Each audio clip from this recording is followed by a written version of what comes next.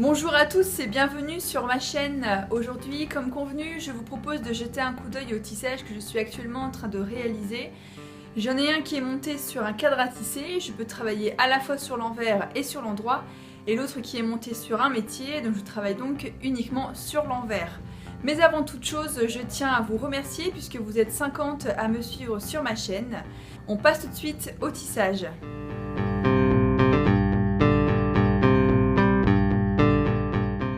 Voici le tissage qui est actuellement sur mon métier à tisser.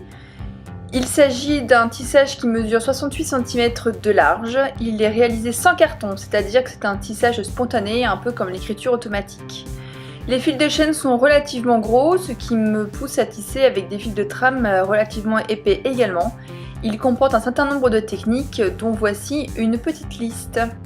On peut voir ici l'ajout d'un fil texturé, il s'agit d'un fil essentiellement composé de soie.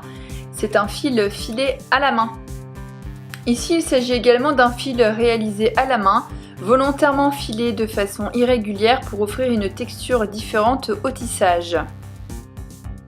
La chaîne apparente est également une technique à part entière de la tapisserie, puisque je vous rappelle que la différence entre la tapisserie et le tissage tissu est le fait que nous recouvrons complètement la chaîne. La double chaîne est également une technique à part entière en tapisserie. J'ai utilisé 2 fils de chaîne pour tisser. Donc mon fil est passé par-dessus 2 fils de chaîne et en dessous 2 fils de chaîne. Cela permet d'offrir une texture différente au tissu. Ici on peut voir l'apparition du driadi qui permet de souligner une forme de façon à la rendre beaucoup plus fluide. Ici on voit clairement le driadi puisque je suis sur l'envers, alors que sur l'avant il apparaît quasiment pas et qui permet donc vraiment d'avoir une forme quasiment nette.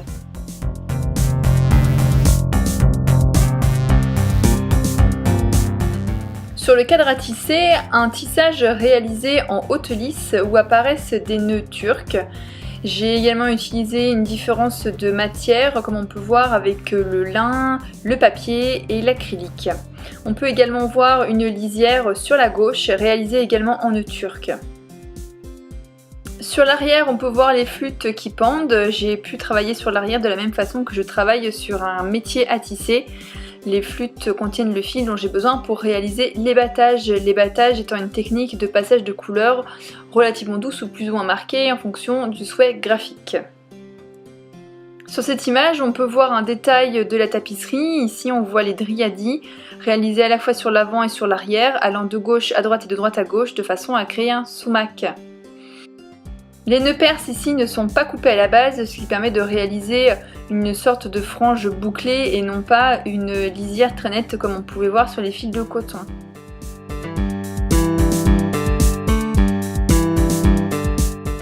Dans un premier temps, je vais vous présenter la technique du driadi. Le driadi est une technique graphique et technique extrêmement utile, c'est plutôt bien de l'avoir dans sa boîte à outils. Donc dans la section là que j'ai choisie, on peut voir donc le driadi qui est fait ici sur l'endroit. Là, son apparition il est fait sur l'envers, et donc on peut voir un aspect graphique complètement différent de ce qu'on a d'habitude dans un tissage traditionnel comme ce qu'on a ici. Je l'ai utilisé également sur plusieurs fils de chaîne de largeur pour obtenir cet effet de matière ici plutôt intéressant qui sépare très clairement au niveau des matières le coton ici, la laine ici et enfin le lin qui est là-haut. J'ai utilisé également le driadi dans cette section pour faire ce petit passage qu'on voit ici assez discret. Il est constitué en fait de papier, donc on peut utiliser pas mal de matière. Pour réaliser un driadi, on a besoin de fils, ici ma petite flûte et mon fil de chaîne. Donc je vais passer mon fil de trame derrière mon fil de chaîne de façon à pouvoir le maintenir. Donc ce petit bout là éventuellement pourra être passé derrière si je travaille sur l'endroit. Mais là, je peux laisser apparaître, c'est pas très grave. Je veux obtenir donc un effet très graphique et utiliser l'aspect le plus marqué du driadi. Je vais donc faire en sorte qu'il soit très apparent. Donc je vais faire un premier passage. Donc je prends le fil de chaîne suivant, je prends ma flûte et je passe dans le sens inverse dans lequel j'avance. Donc si par exemple je veux faire mon driadi tout le long ici de mon tissage, je vais passer ma flûte dans ce sens-là. Donc c'est-à-dire si jamais je veux aller à droite, je passe ma flûte vers la gauche, à l'arrière de mon fil de chaîne et je fais ça successivement derrière chaque fil de chaîne.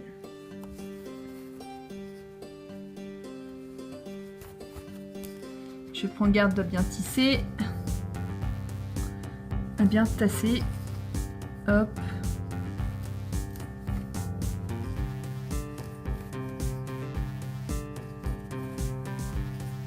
Voilà, j'obtiens une petite section, donc mon fil est bien placé.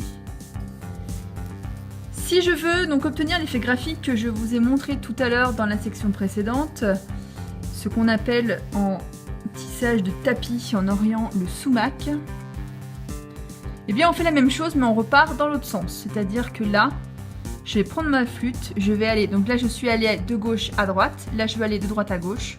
Donc comme je vais aller de droite à gauche, je vais faire passer ma flûte dans l'autre sens. Donc je prends mon fil de chaîne précédent et je passe dans l'autre sens.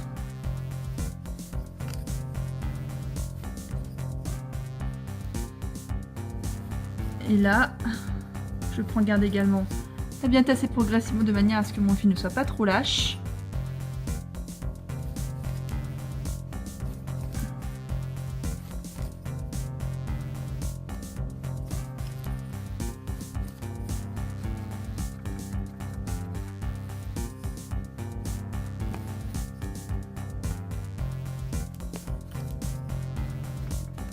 Et là voilà, j'obtiens cette petite section que l'on peut voir là.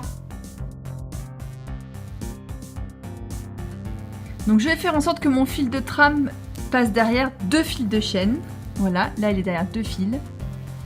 Et donc je vais le faire passer entre les deux et récupérer encore 2 fils de chaîne. Donc 2 fils au milieu. Je repars du milieu, 2 fils. Je repars du milieu, 2 fils. Je repars d'entre les deux là, 2 fils. Voilà. Et donc là, je vais obtenir l'effet du dryadi le plus discret possible, de façon à pouvoir venir tisser par-dessus et qu'il ne se voit pas. L'intérêt de ça est justement de récupérer une égalisation parfaite entre mes fils de chaîne, lorsque je choisis soit de les resserrer ou de les écarter parce que je passe de la matière beaucoup plus épaisse. Donc c'est ce qui a été réalisé ici avec le fil de papier, puisque l'on voit bien que le lin a écarté les fils de chaîne et les a déformés.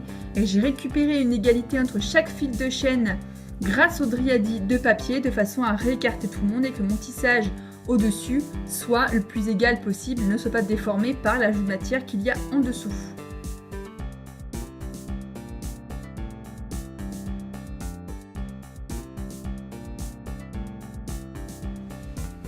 Voilà, c'est tout pour aujourd'hui. J'espère que cette vidéo vous aura plu, qu'elle vous aura permis d'ouvrir de nouvelles perspectives en matière de tissage. Je vous dis à bientôt pour une prochaine vidéo. N'oubliez pas de vous inscrire à la chaîne si ce n'est pas fait et de mettre un petit pouce vers le haut si ça vous a plu. C'est toujours bon pour le moral. À très bientôt.